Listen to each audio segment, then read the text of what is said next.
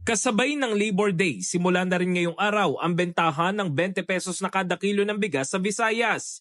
Katuparan nito sa pangako ni Pangulong Marcos na gawing abot kaya ang presyo ng bigas para matulungan ng mga Pilipino.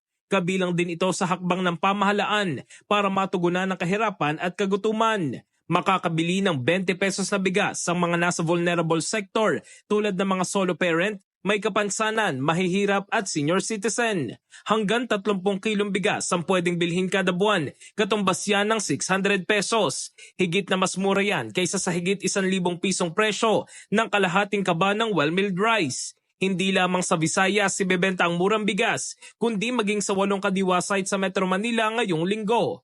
Tiniyak ng Department of Agriculture na dekalidad ang bigas na ibebenta sa publiko. Ayon sa DA, nasa 800,000 pamilya o nasa 4 na milyong individual ang makikinabang sa programa.